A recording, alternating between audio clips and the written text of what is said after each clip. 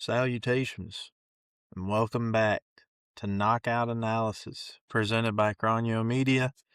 I am your host, Ethan Chronister. Your co-host, Mr. Whit Barnes. Got the Red Bull Trackhouse Racing hat out. Shout out SVG. Whit's got a beard. Shout out the Barnes jeans. Testosterone. Exactly, like men. Obviously, we've been gone for a little bit. We missed some big things. We had a lot going on. Whit's a working man again. I just switched back to a different job, making a lot more money now, so doing well in our personal lives. But we've strayed away for too long. We're tired of it. We're coming back. It's a perfect time for us to come back too, because not only do we have Conor McGregor's return this weekend to the Octagon, we also have UFC OKC next weekend. And what a card that is shaped up to be.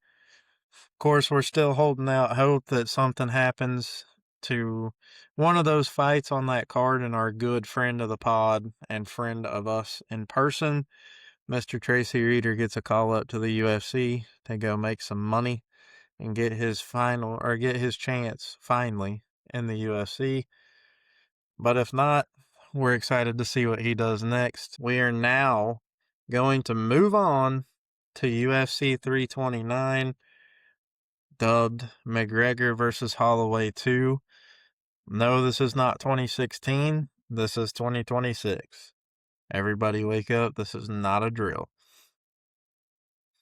We're going to start this one off, and we have an absolute war to start us off. Cody Durden facing off against Alessandro Costa. 3-round fight. They're both fighting at flyweight. Cody Durden, in his patented 7-8-1 UFC record, he is coming off of a win in his last fight. Was supposed to fight Ode Osborne in this one. Ode Osborne, I believe, pulled out due to injury. So that's unfortunate. Hopefully he gets a speedy recovery. Alessandro Costa has got a 4-3 UFC record. He's coming off of 2 straight wins, both via knockout. So this one should be an interesting one. I think this will be a decent start to the card here, but I'm going to go ahead and take the betting favorite here. I think Alessandro Costa wins this fight. I think he can get it done in round 2 by a TKO. Yeah, man, a lot of Cron just said here, Alessandro Costa, he is a short notice replacement for Ode Osborne. Ode Osborne was once again trying to be in the same card as Conor McGregor, but it didn't work out as he went out due to injury. Cody Durden, a lot of people say it's time for him to be cut. Newsflash for y'all, this guy's never going to be cut from the UFC because sometimes the best ability is availability. This guy picks up a lot of short notice fights. He always answers the phone. Mm-hmm. And his last win was on 4 days' notice against a fighter that no one expected him to beat, huge underdog. And that's the kind of fighter that Cody's going to beat, a guy that doesn't have the best striking, who doesn't really have the power to put him out. Cody's chin is incredibly questionable. His grappling is okay. You know, he's just kind of a middle-of-the-road flyweight fighter at this point in his career. Not super impressive, not terrible either. Alessandro was able to bounce back from his Alden Coria defeat, which a lot of people were disappointed in him. You know, he's had back-to-back KO wins, which makes all of his 4 victories in the Ultimate Fighting Championship knockouts. I mean, I think that's very impressive, especially at 125 where there's not as many knockouts. He's got great power for this division, and his grappling is good enough to handle the pressure of Cody Durden, as Cody Durden is going to move forward pretty much the whole entire fight. I think that's not going to do Cody any favors. I think Sandro is going to catch him at one point or another in this fight. He's going to wobble Cody. It's either going to be a TKO or a club and sub. I think it's going to be in the second round as well. That'll move us into the next one. At 185, we have Ryan Gondra facing off against Zachary Reese.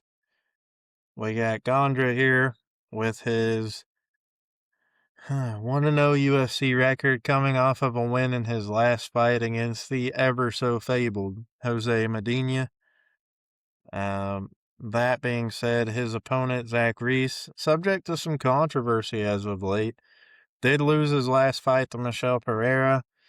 Did beat Jackson Mavet, who we do like here on this pod. Had the Moose. no contest against Cedricus Dumas due to an absolute Justin Tucker nut kick. He has a 4-3 record in the UFC. Little bit rocky of a career here so far. But that being said, I still like him in this one. I think he's got a little bit more of the experience factor in this one. A few more UFC fights than Mr. Gondra here. I'm going to take Zach Reese here. I think I got him by a split decision. The line movement in this fight is just kind of people forget, man. You know, you hear Joe Rogan when you see the line movement because I'm looking at fight odds here, and Zach Reese started out as a minus 225, and I think that is more than a fair line, and he is now an underdog. It's absolutely nuts. Ryan Gondra, I just think he's one of those Brazilian dudes that came up in the regional scene, got some knockouts. He doesn't seem like he has the most cardio. Um, Jose Medina, man, might be the worst fighter that I've ever seen. Not even exaggerating. I think he's the worst of all time, even worse than Lucas Brzezinski, man. I mean, can't really name any good traits there. Ryan Gondra went out there and did exactly what he was supposed to do. March the guy down like he had nothing for him and finish him. Shout out to him for doing that. But Zach Reese, like Kron has been alluding to here, he's kind of had a weird career. His 3 losses aren't the greatest losses. The Bikov loss isn't aging well with Tresean Gore beating him. Cody Brundage is Cody Brundage. And that Michel Pereira, I didn't really agree with the decision on that one. Didn't make a whole lot of sense to me. I thought Zach clearly won 2 of the rounds in that fight. Like, Zach's not a bad fighter. He's kind of like Cody Durden. He's decent everywhere. But the thing is, he does have a chin, and he is good everywhere. He has good cardio. He is an MMA fighter. He's complete. Ryan Gondra, I have a lot of questions about him. His last fight, like I just said, did not show us anything. And Zach Reese has showed us exactly who he is. Good enough to be in the Ultimate Fighting Championship, and I think he has plenty of time to get better. So give me Zach Reese here. I could see a late finish. I think it could be very similar to the Moose McVeigh fight where Zach Reese is in trouble early, but he takes control of the fight as a veteran that he is. Give me Zach Reese by a second round KO. I just want to make a quick point here that while you're talking about Jose Medina, he did record a victory in his last fight in CFN Series 2. However, Tapology has it flagged for issues due to his opponent being ineligible for an MMA record. What the hell? So, he, mind you, we're listening to this. The guy was ineligible for an MMA record. It took him 5 rounds to beat him via triangle choke. Just let that sink in. I didn't even know That's, he could do a triangle, to be honest with you, man. yeah, well, now we do. Um, That'll move us into the next one where we have Farid Basharat, and he is facing off against John Garza, who's making his UFC debut. Farid Basharat, 6-0 in the UFC. He's undefeated in his whole MMA career. His last 3 go in order: split decision against Matsumoto, Chris Gutierrez unanimous, Victor Hugo unanimous. He only has 1 finish by knockout, 6 finishes by submission in his career, and he has 8 decision victories. So a decision merchant, if you will. Haven't pulled that one out in a while. He's facing off against John Garza, who looks like he had plastic surgery done on his face. He is young. Yeah, he's 23. He's 4-0 in Fury Promotions. He fought in January of this year, beat Josh Walker via second round knockout 50 seconds in. Has 1 loss in his pro MMA career. I fear this is a sacrificial lamb to Basharat. Give me Basharat here. I think even his decision at Merchant Ass can get another knockout here, and we got a second round TKO. Yeah, a lot of people on the internet have been trying to hype up John Garza, and I just don't think that makes a lot of sense. This guy's super young. He's fighting out of a small gym. I just can't really trust him here on short notice. This just kind of reminds me of Fareed's brother, Javed Snow Leopard Basharat, what happened to him recently, where he got a short notice opponent. He won the fight, but then he got cut. And it really didn't make a whole lot of sense to a lot of MMA fans that he got cut after that fight after a win. I really hope they wouldn't do it to a guy that would be 16-0 if this went into decision. I mean, we'll see what they do if that happens, but I fully expect to finish here.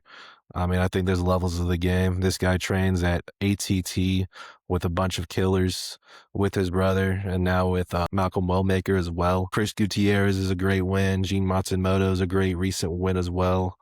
I really wish that he was fighting Ethan Ewing like it was scheduled, man. That would have been an absolute banger. An absolute banger. War is crying of sand. He has a lot of really good wins. Doesn't have a lot of finishes because he's facing a pretty high level competition at 135. Bet, no excuse. Knock him But out. Fareed, he's going to use his kicks, his speed, and I think he's going to show levels. He's going to show that he's been training with the best in the world, and he's going to continue to get better. Give me Fareed by rear naked choke in the first round. That'll move us to the next one. At 185 again, we have the Baba Yaga. Damian Pinas, I guess. I don't fucking know. Coming off of his UFC debut by first round knockout win, he is facing off against Cesar Almeida, who is 3-2 in the UFC, coming off of a loss in his last fight to, I believe, Michael Jacek's brother. He also lost to Roman Kopylov, so not a bad set of losses there that he has for his two pro MMA losses. I think this one is going to be a nice little change of pace for the prelims. I could see this one going the distance here, but give me Pinas to win by a convincing decision. Yeah, this is a very interesting fight. I'm expecting a performance bonus in this one. Damian Penis, he has been finishing a lot of dudes, as they say. And Wes Schultz, it's a good victory, not a great one. We got to know who Wes Schultz is. Jiu-jitsu nerd, not a lot of power on the feet. But a win's a win, regardless. He's fighting Cesar Almeida, a guy who has beaten Alex Pereira in a kickboxing match. He is a Glory Kickboxing and just a kickboxing legend, you could say, I guess. If not, then he is just a great kickboxer, and that is what it is. Currently training with Pereira and company, and Sage is a good fighter. He doesn't get a lot of the credit he deserves. I mean, yeah, his grappling incredibly questionable, especially after the Cesare fight where he pretty much got held in half guard the whole entire fight. I was expecting a lot more action in that one, especially considering Michal Zacic has zero grappling. I didn't really expect his brother to have any either. It was disappointing. The Abdullah Razak Al Hassan is one of the greatest knockouts of 2025 by far. Absolutely beautiful shot. And I think this is a very similar opponent to Razak Hassan. I think Damian Penis is going to be very aggressive. He is going to charge him very, very hard. And Cesar is going to be able to find his shots. He's a very layered striker. He's very good at countering. He's very good at distance. And I think he's being overlooked. So give me Cesar by a first round KO on this one. I expect this to have a pretty fast pace to it and there to be a finish pretty early. That'll move us to the next one. We have Alex Pereira's ex-girlfriend, Tracy Cortez, Brian Ortega's ex-girlfriend, probably half the UFC's ex-girlfriend, facing off against Kong Wang, who will probably somehow end up being Tracy Cortez's ex-boyfriend. So, that being said, I'm not going to spend too much time on this fight. Kong Wang is a killer. This fight ends in knockout by Kong Wang knocking out Tracy Cortez. Yeah, I mean, we go from penis to Wang here. It's very interesting bout order by the UFC. I think Con Wang's a killer based off what Kron just said. Tracy Cortez, I just really question how seriously she takes fighting. Like, yeah, she has a decent resume. She's been highly ranked for some time now, but I think she's just focused on other things. Whenever she goes in there and she faces a Blanchfield, which was a brutal rear naked choke, or a Nami Yunus, she always falls short. I think Wang Kong has been married to the game for some time. She kickboxed for quite some time as well, and Beat does Valentina Shevchenko. Don't did forget that. yes beat Bullet Shevchenko in her first ever professional win that's at least documented. She might have been fighting in Thailand where they don't document a single damn thing. But she's been doing this a lot longer than her record shows. I think her grappling has majorly improved. On top of that, I think against damn near anybody in this division besides maybe an Natalia Silva, she's going to have a massive advantage on the feet. Give me Wang Kong. I mean, decision's the most likely outcome, but I want to pick a finish here like a man. So give me Wang Kong by second round KO. Into the next one. We have Kai Kamaka III facing off against Luke Riley. Kai Kamaka's got a 2-2-1 record in the UFC, facing off against the undefeated Luke Riley with a 2-0 UFC record. Strength of schedule for these two on Tapology is very, very similar. Kai Kamaka fighting out of, it appears, Extreme Couture, which I believe is Sean Strickland's gym. Yeah. He has back-to-back wins, one via knockout in the Tough Enough promotion, and one being UFC Fight Night. Looks like he got called back to the UFC, won his fight, and as a reward, he's being handed one of the UFC's top prospects at 145. So that's fucking sick for him. Luke Riley faced Bogdan Grad in his first professional fight in the UFC. Knocked him out in the second round. Beat Michael Aswell Jr. via unanimous decision in his second fight earlier this year. Now he gets to face Kai Kamaka. Don't count Kai Kamaka out too hard. I know a lot of people are going to see this as a layup for Luke Riley, but Kai Kamaka is a pretty decent fighter. He's been in there with some killers. I don't think he has enough for Luke Riley, though.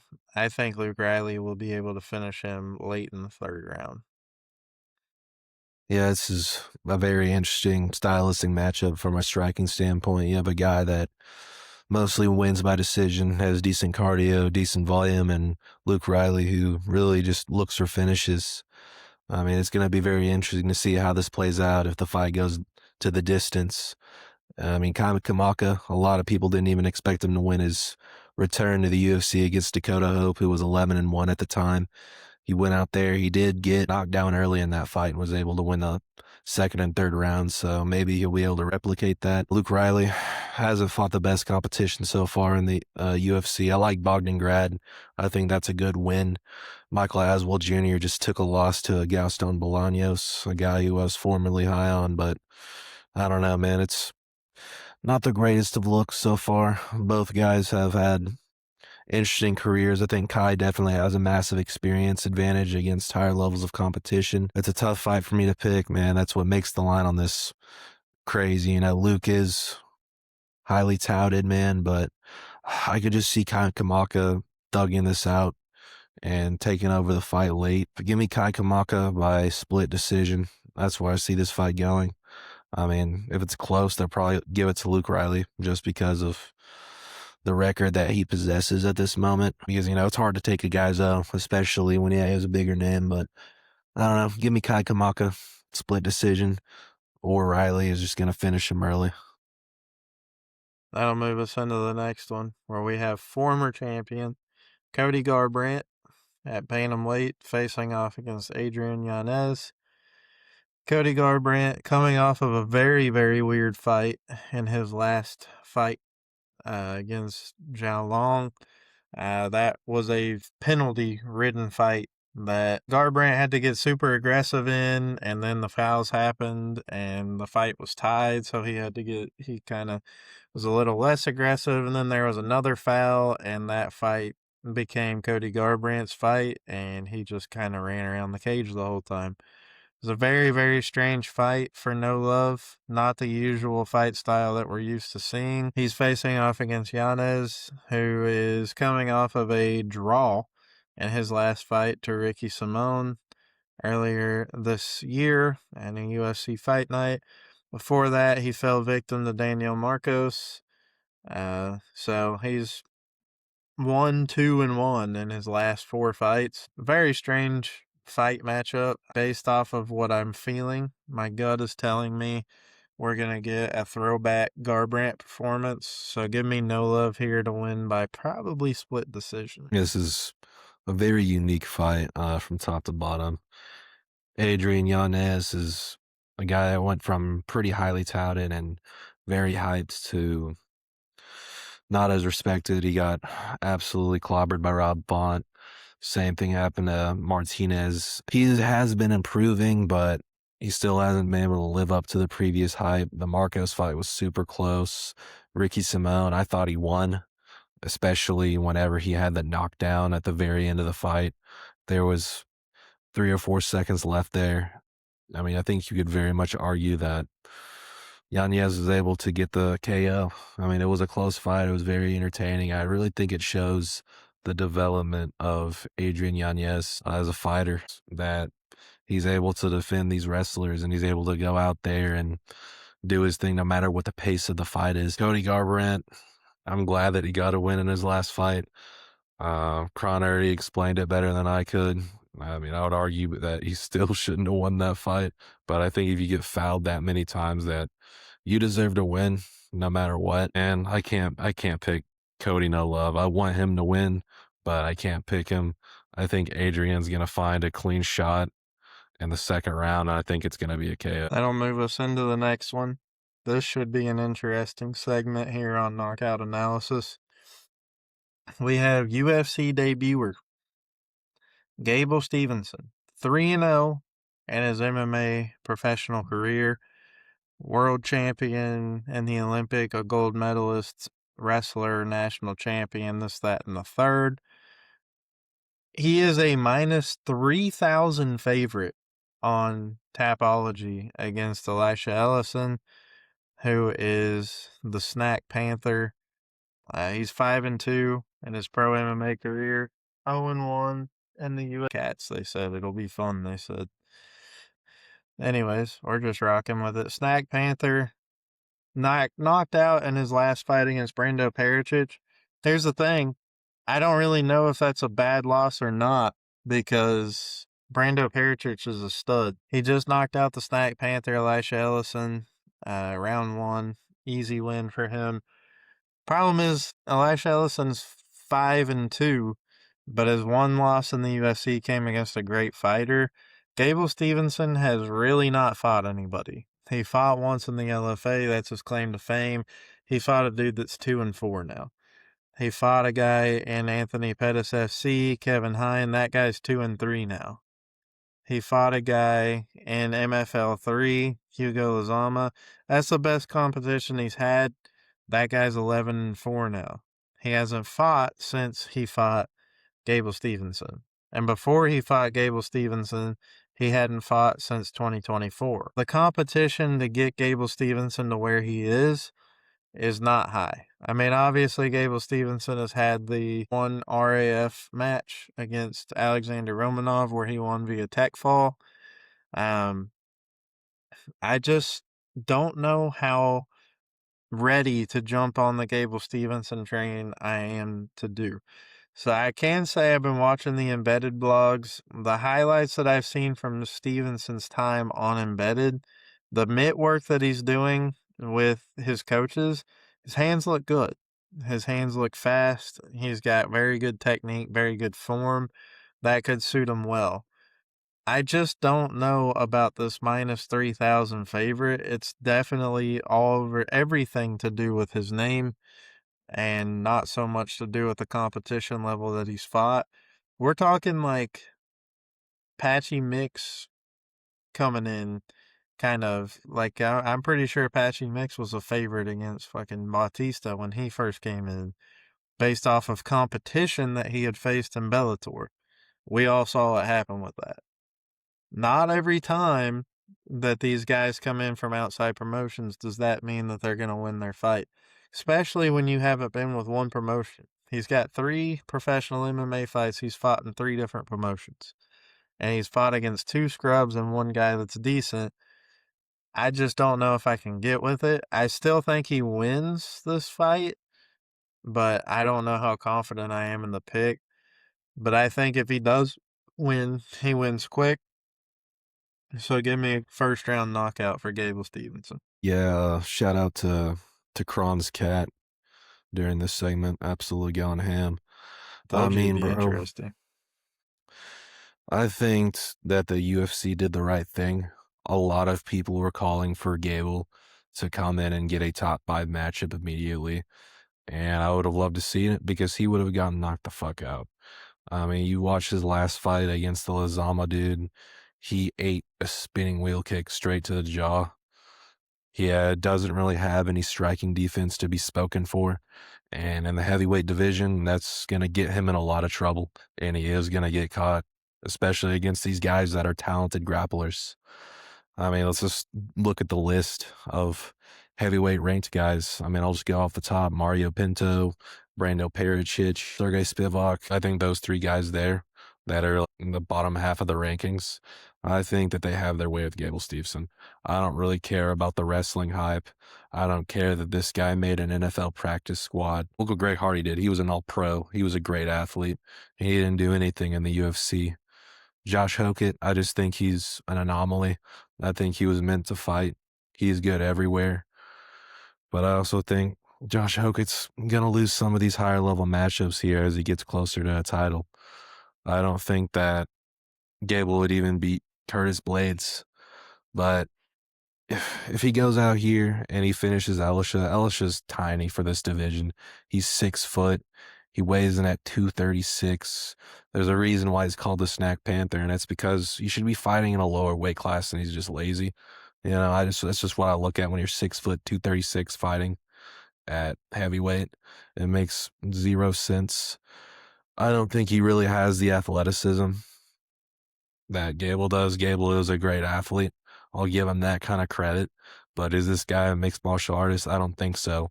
I think he's getting a lot of the unwarranted hype that Bo Nickel got, and I think he's going to follow a pretty similar career path. Because even though Bo Nickel's out here getting wins now, who's the best win of his career? Kyle Dawkins. I mean, I'm not pounding the table for him. I won't be anytime soon. Same with Gable. You know, I expect him to go out here and win. I think it could be a much closer fight than people anticipate. Everybody's saying it's going to be first minute. If this makes it out of the first round, I think it could be very interesting. It just really depends on how Elisha responds to the grappling and if he has the cardio to withstand the early onslaught, which I'm not super confident in. Man, I don't think Elisha Ellison will be in the UFC after this fight. They may give him one more against Tai Tuivasa, just so we can finally get Tai Tuivasa a win. And I wouldn't be shocked if Gable loses, but I'm gonna pick him. I think he's gonna go out there and get a first round finish. I think he'll look very similar to what Brando Pericic did. You know, there's a clear path to beat the Snack Panther. He's not super aggressive. He doesn't move forward a lot. If he can get him on the ground and ground and pound him like Brando did, who's not really even a wrestler, I think the fight's over with. They're just trying to build hype for Gable, but I don't think this guy is a Brock Lesnar or this gold chip or blue chip, whatever fighter that everybody thinks he's going to be. I think this is too soon for him to be in the UFC. I think that he's going to struggle as soon as he faces the higher level ranked guys of the heavyweight division. But Saturday night, he's going to get his first win, I believe. Light heavyweight debut for Robert Whitaker, the Reaper, otherwise known as Bobby Knuckles. Um, He's facing off against Nikita the Miner Krylov, one of Witt's favorites. He is 31-11 in his career, 12-9 in the UFC, coming off of a win in his last fight against Modestas Bukauskas. Before that, he was absolutely flatlined by Bogdan Guskov, and he was absolutely Conor McGregored by Dominic Reyes. Before that, as we all know, he took the 2-year layoff. That being said, Nikita Krylov, very talented fighter. He finally knocked the rust off in his last fight, got a knockout. Bobby Knuckles doesn't have much of rust to knock off. The issue is now he's got about 20 extra pounds to lug around. Not sure how that's going to fare for him. I know he's just trying to make it easier on his body to keep fighting because he's getting older, tail end of his career. He complained last time the weight cut was tough. I don't really know here. I don't feel confident in Bobby Knuckles in his light heavyweight debut.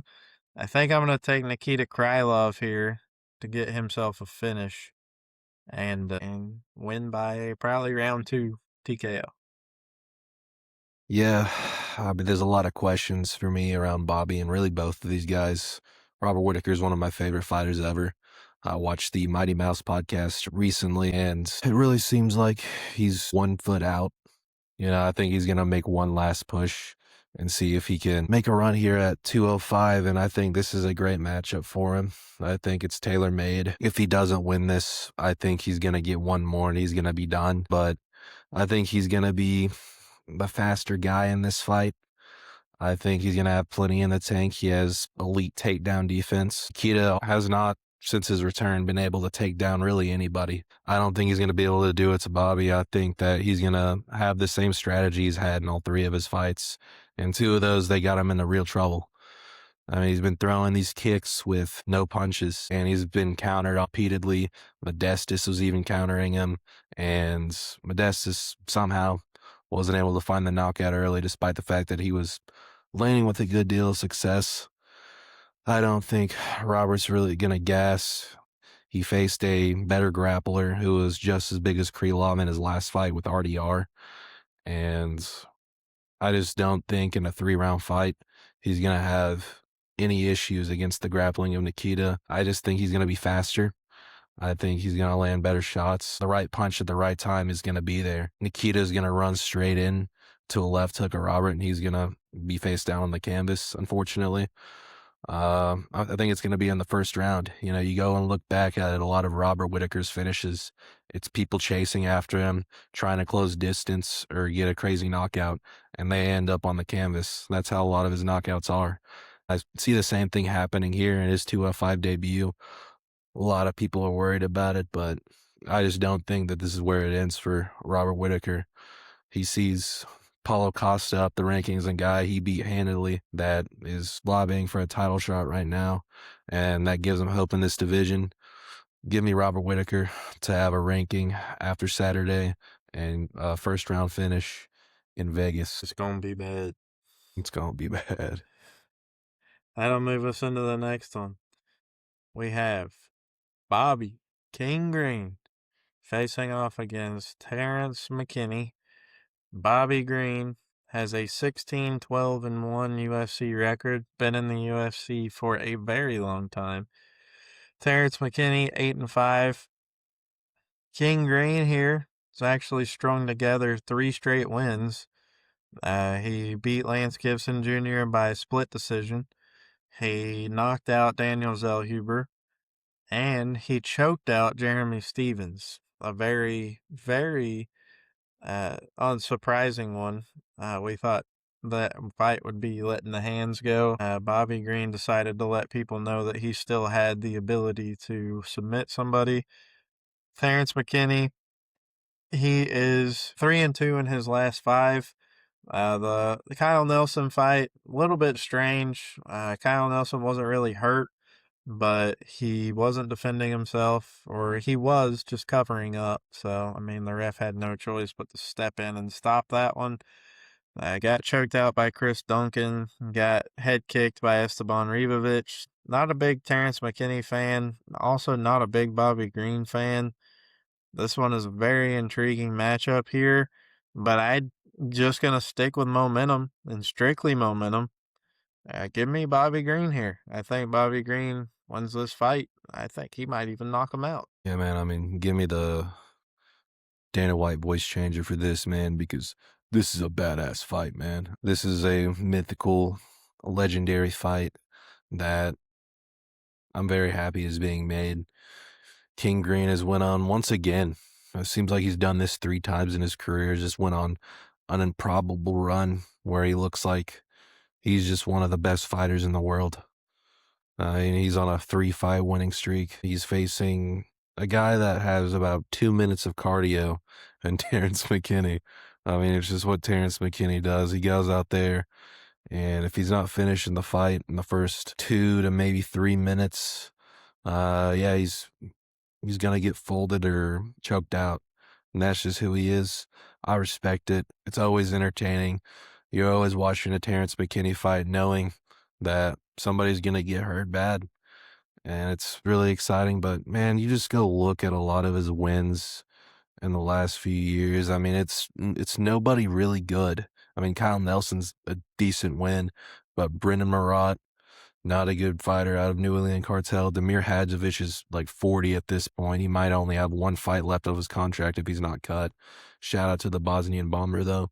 Slava Borchev is not a grappler. Terrence McKinney made that very apparent very early.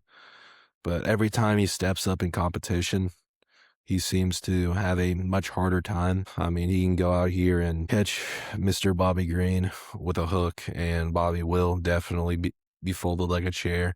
The chin is not what it used to be, but Bobby is also a great counter striker. He knows what's going to happen in this fight and where it's going to go. He has great takedown defense. He has very good cardio. He can still go the full 15 like he did against Lance Gibson late last year. And man, I don't know. I mean, Jeremy Stevens is not a great last win. Jeremy Stevens needs to go to the retirement home. We're back to BKFC. But I just think he has, as Kron said, a lot more momentum. I think he has better wins. And I just think you have to have a certain level of patience to beat a guy like King Green. You know, you have to be able to select a shot like Mauricio Huffy did, or you have to be able to outvolume him and land the leg kicks really well. And I don't know. I just think Terrence McKinney's going to do what he does. It's going to be a 50-50 fight from top to bottom. But I'm going to take King Green by late first round finish. I think Terrence is going to be gassed, and that'll be the end of the fight. Next fight, 125 on the main card. We have Brandon Royval with a 7-5 UFC record facing off against Lonier Kavanaugh. Lonier Kavanaugh, very hot upcoming prospect in the UFC. He did get starched earlier in his career. Royval coming off of some tough losses, getting towards the tail end of what may be the end of his career here. But I think Lonier Kavanaugh is going to submit himself as a very bona fide contender here. I think he's going to finish him. I'm not sure what round, but I'm going to say he finishes him by knockout here. I am skeptical, man. I think Royval's still very good. He did get caught against Manel Kape pretty recently. Manel Kape probably will realistically get the title shot against Josh Van. But Brandon Royval, he's going to make this a war. I think he's going to pressure Lonier Kavanaugh. He can't let Lonier Kavanaugh have space. He can't fight him at range. That's where he wants to fight. He wants to be able to pressure you and throw big, heavy strikes.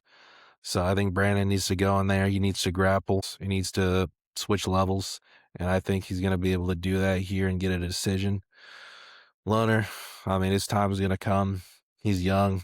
He has a win over a former champion pretty recently, but I think that's more of Brandon Moreno's time's done than Lonier is in his prime. Brandon Royval still has some in the tank, and if he's able to avoid getting finished early, I think it favors him very deeply. And I think Brandon's going to be ready. Him to win a 29-28 decision. This is my pick for fight of the night, an absolute war. That's going to move us on into the next one. We have Corey Sandhagen facing off against Mario Bautista. This is my pick for fight of the night. I previously mentioned before we started filming the wit, that I've admired the fact that Mario Bautista is elected as of recently to throw more hands than he has in years prior. Um, very famously, Witt's favorite fight of his against Jose Aldo. Uh, that being said, Corey Sandhagen never been shy to throw hands. Mario Bautista never been shy to throw hands. I could see this going either way, but I think Mario Bautista again. I'm going back to the momentum here. He had a big win against Vinicius Oliveira via submission. I think that carries some momentum into this one. Corey Sandhagen here was absolutely dismantled by Merab Dvalishvili before he eventually lost his title to Peter Yan. Um, I think the momentum is flowing in opposite directions here. That being said, I think Mario Bautista wins by decision.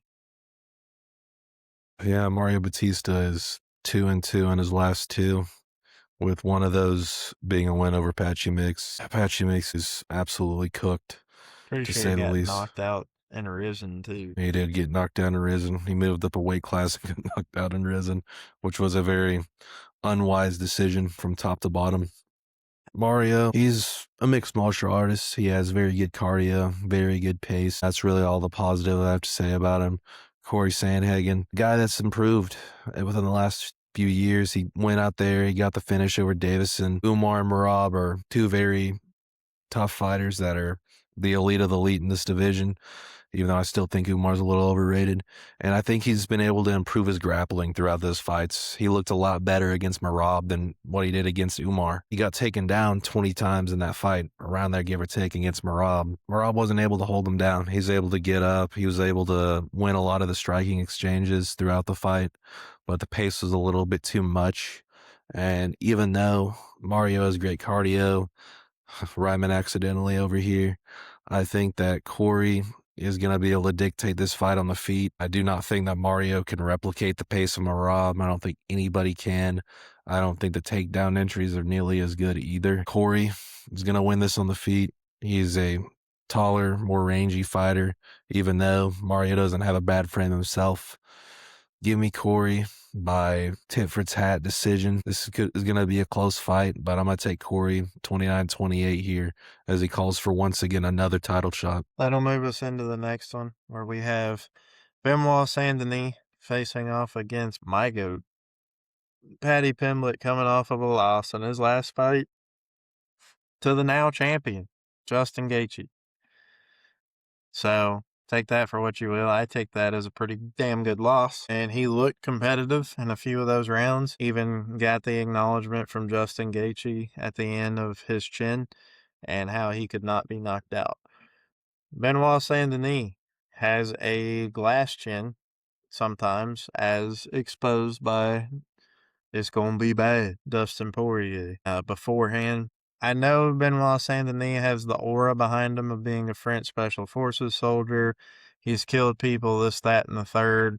And everyone sees Paddy Pimblett as this guy that gets big as shit before his fights and then makes the weight, looks absolutely incredibly jacked when he does it, makes it healthily, never has any problems, never has any issues with cardio or anything like that, and always makes the fight. And then the cycle repeats. Benoit Saint Denis beat Dan Hooker in his last fight.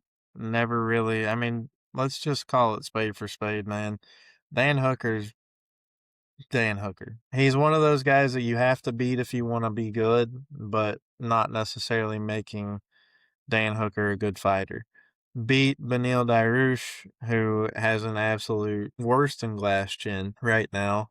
Dariush was looking really good against Saul Killed, but got caught. That glass chin exposed him once more. Paddy Pimblett is Paddy Pimblett. I have Paddy Pimblett winning this fight. I think it could go to decision, but I could easily see Paddy Pimblett winning this fight by knockout or submission. Yeah, this is pretty much who can do what they do better. Because both these guys pretty much do the same thing.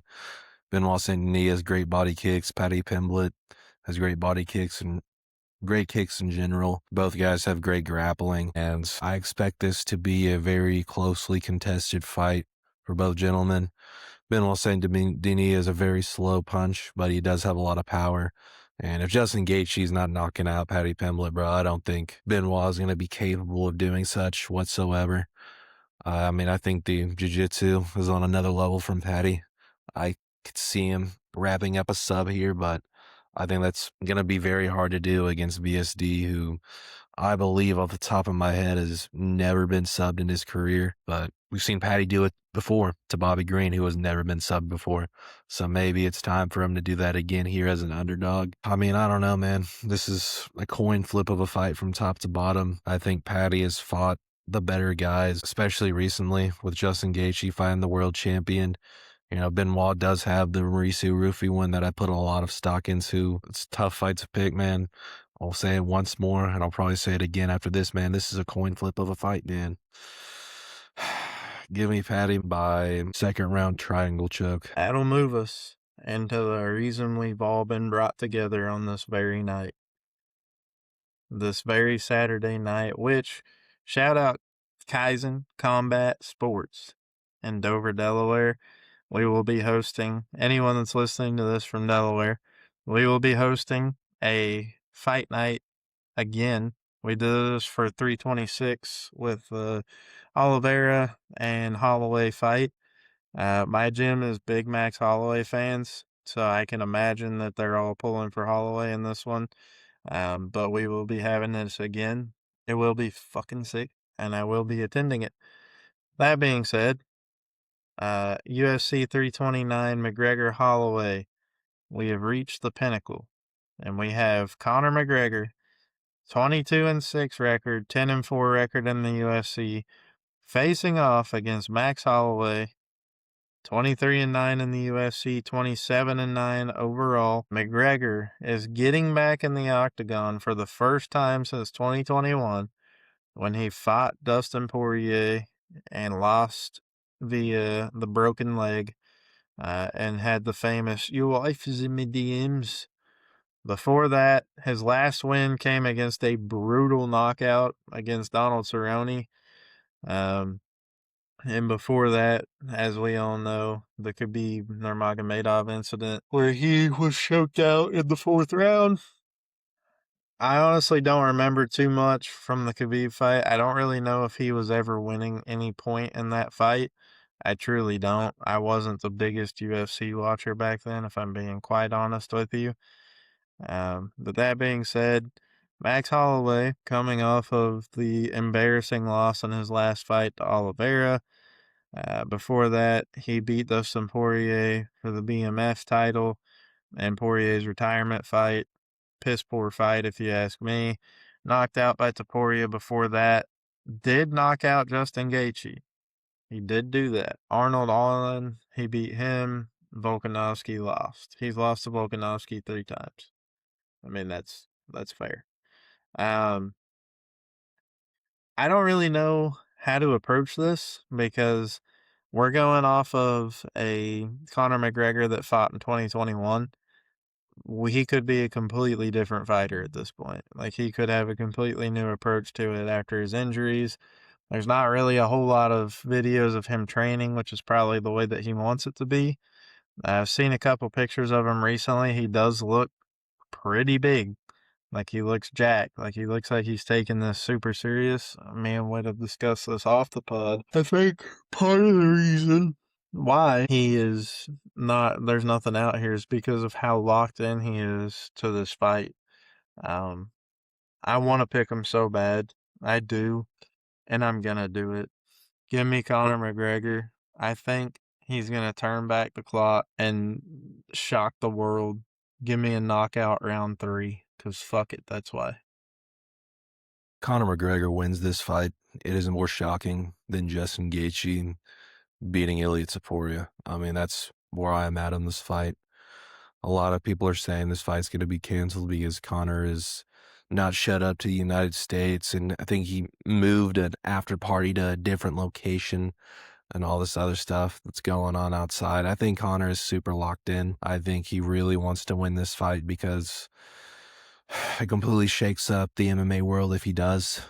He'll have one fight left on his contract, and if he beats Max Holloway, there is a 110% chance that he is going to get a title shot. There's no question about it. It doesn't matter if it's warranted or not. He's going to get a title shot if he wins this fight. And there's And also anyone the who doesn't like it clearly doesn't understand what Conor McGregor did for the UFC. Yes, he did quite a bit. At one point, he was bigger than the sport itself, bigger than the organization. But shout out to him for that, man. I mean, a lot of people are picking Conor simply because of the fact that there has been so many main event upsets this year. I mean, I'm not ever gonna go away from my gut on any of this stuff, man. Even if there is something like that going on, I'm not a superstitious guy. I think Conor McGregor has one round to get this done, and if he doesn't, Max Holloway's gonna take this over, and he's gonna win it by the third round, the late third round. It was even said before this fight was completely signed that Conor wanted a 3-round fight. That would have been greatly in his favor. But obviously, the UFC was never going to let that happen with this being a main event spot on a big position on a bye week. The most likely outcome, Max Holloway wins this in the third or fourth. He uses his cardio, he uses his great striking technique, and he does what he does. That's what I think the most likely outcome is. The coolest outcome of this is Conor comes out there, he does what he does, he throws his oblique kicks, and he's able to catch Max early, wobble him, and get a TKO. I mean, that would be very, very cool. It's not out of the realm of possibility either, because mind you, they did Conor or Charles Oliveira did the point down with Max Holloway in their last fight, and Max Holloway got rocked at least twice, and he got rocked multiple times throughout the fight by a gentleman that's the best submission artist in UFC history. He got rocked in his last fight a few times. I think Topuria finally cracked that chin, and I mean, Max Holloway is not getting any younger. None of these guys are that we grew up with. It's unfortunate, but it's just the nature of the beast. I think there's a pretty good chance McGregor packs a lot of power in his punches.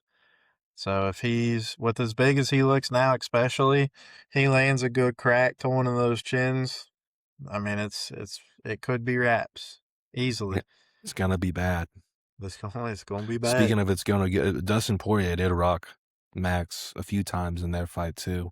Exactly. The chin is heavily compromised. That's Yeah, the Topuria effect. he has that mediocre chin. He has the same chin as all of us now. It's just a question of, is Conor able to land the one shot? Because this weight class definitely is an advantage for Conor. Fighting at 170, definitely an advantage for Conor. Max has never fought up this high before. I'm pretty sure Conor has fought at 170 once before off the top of my head.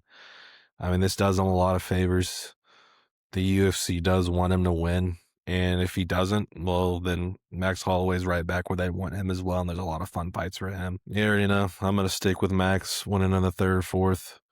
But I would love to see the chaos that would ensue if Conor was able to pull it off. Yeah, it would be wild. Well, that brings us to the end of this episode. We're back. My birthday was yesterday. We're back. We're back and better than ever.